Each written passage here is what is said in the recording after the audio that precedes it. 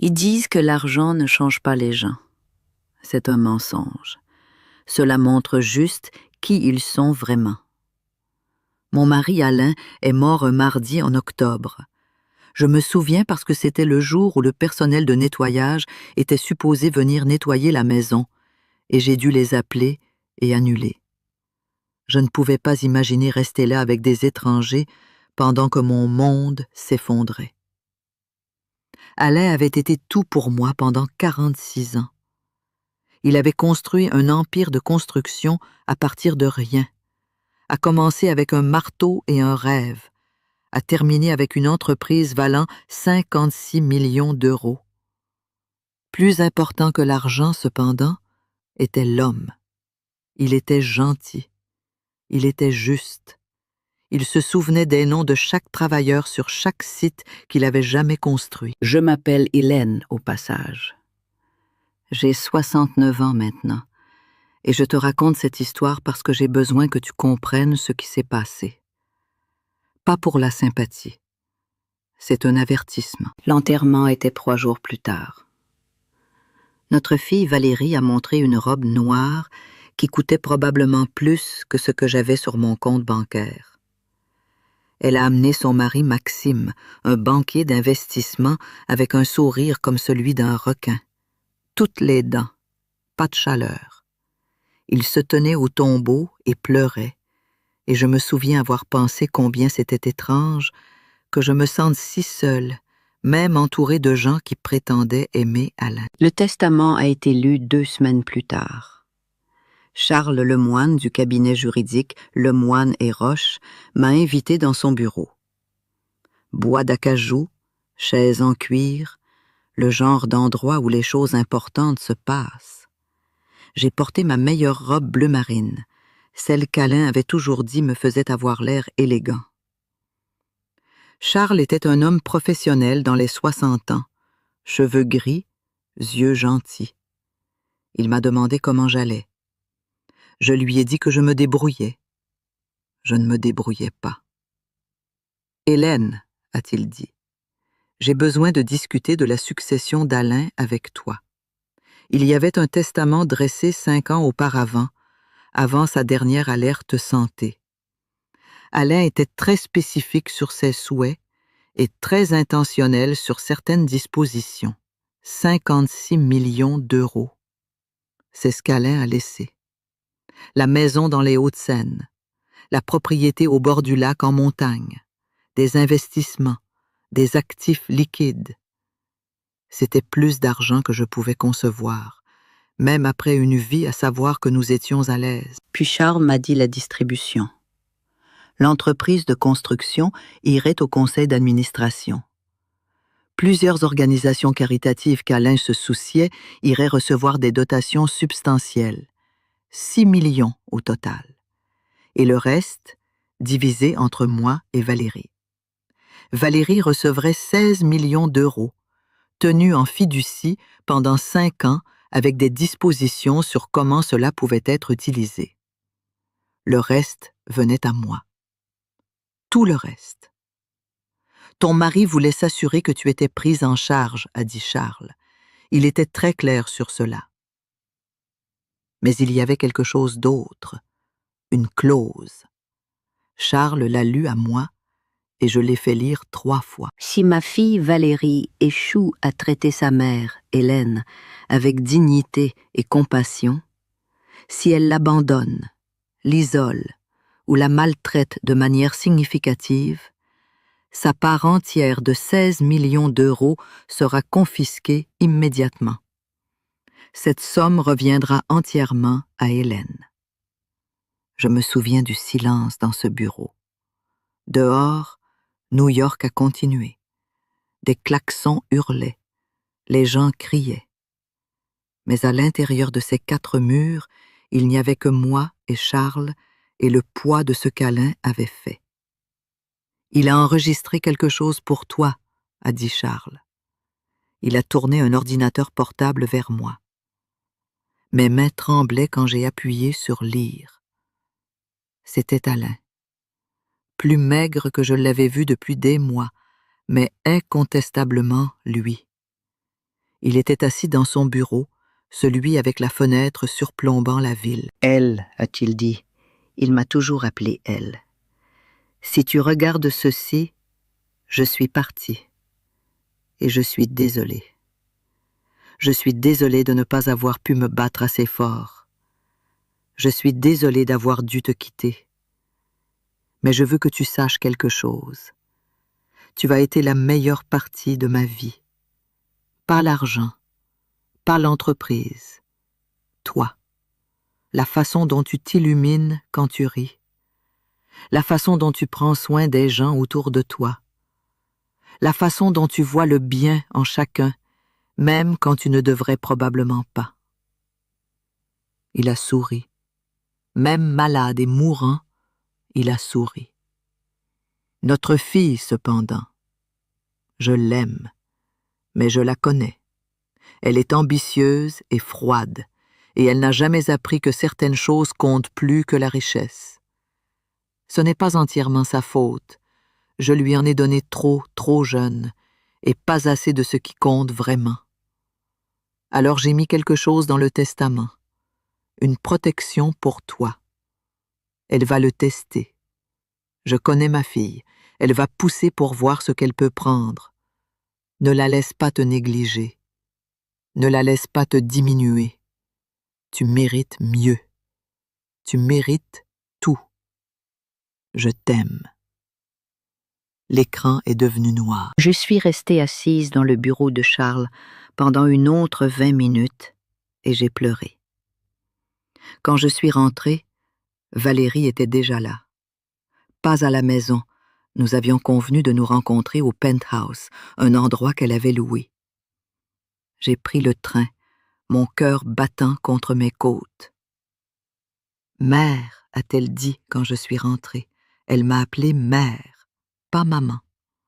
Elle l'a fait depuis qu'elle avait 18 ans, ce qui, je pense, dit tout. Valérie. Nous avons besoin de discuter du testament. C'est très irrégulier. Père clairement n'était pas dans son esprit droit. Mon sang s'est refroidi. Il était parfaitement lucide quand il a fait ce testament, ai-je dit. Charles m'a dit qu'il était très spécifique sur... Charles Lemoine est un vieil homme avec des notions obsolètes sur la famille, a-t-elle éclaté. Le testament doit être contesté. Maxime a déjà parlé à un avocat. L'état mental de père dans ces derniers mois était questionnable.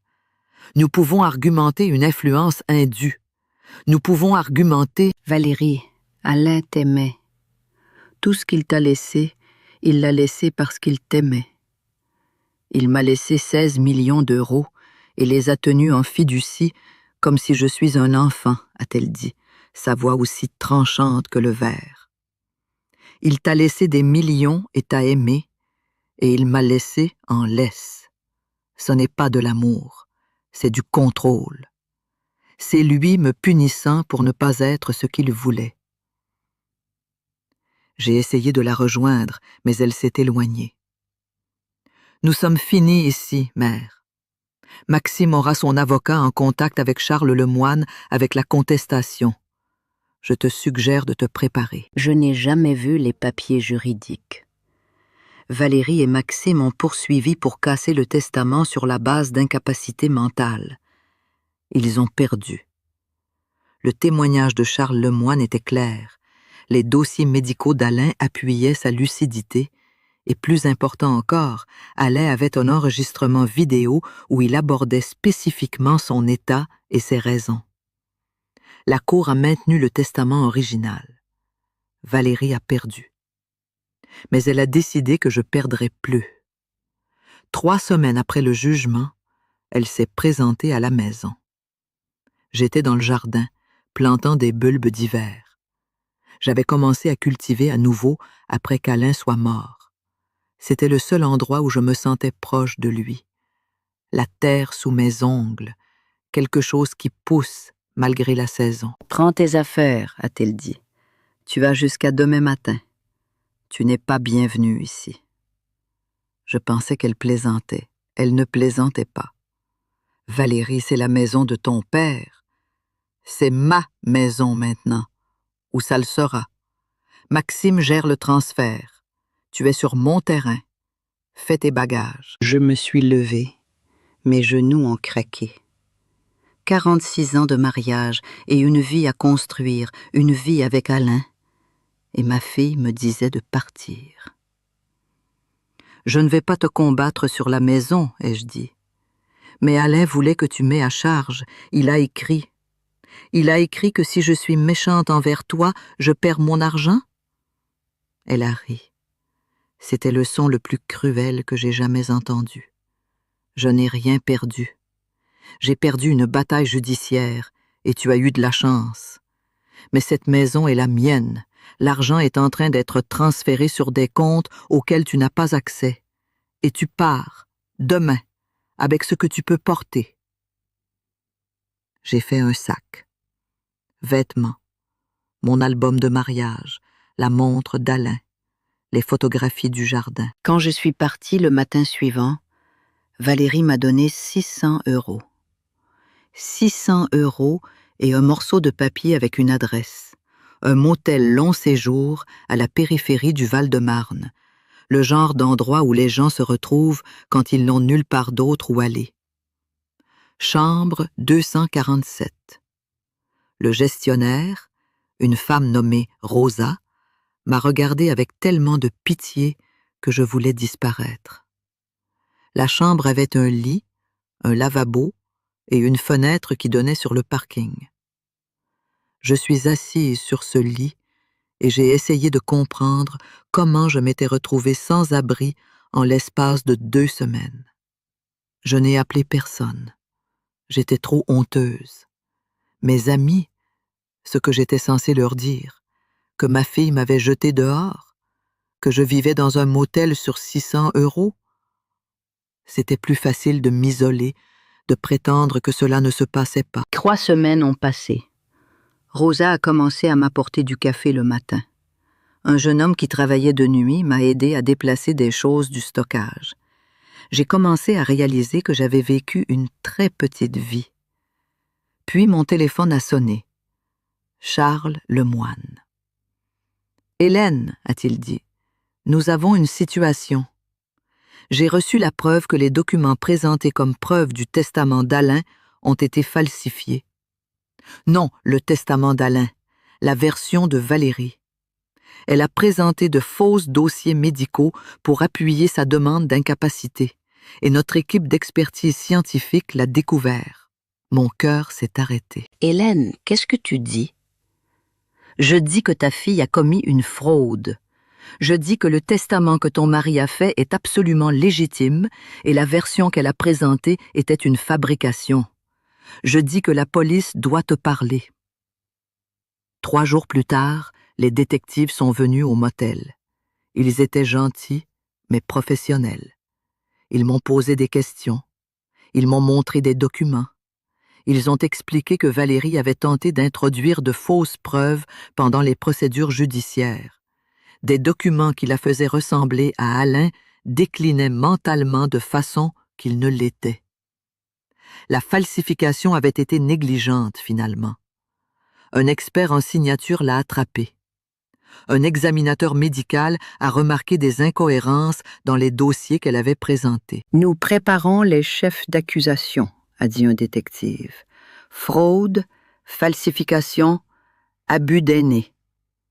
C'est grave. » J'ai hoché la tête, mais je n'ai rien ressenti. Je ne voulais pas que Valérie en prison. Je voulais qu'elle veuille me connaître. Ces 2 choses ne sont pas compatibles. 2 semaines plus tard, Valérie a été arrêtée à un gala caritatif qu'elle organisait. L'ironie n'était pas perdue par quiconque.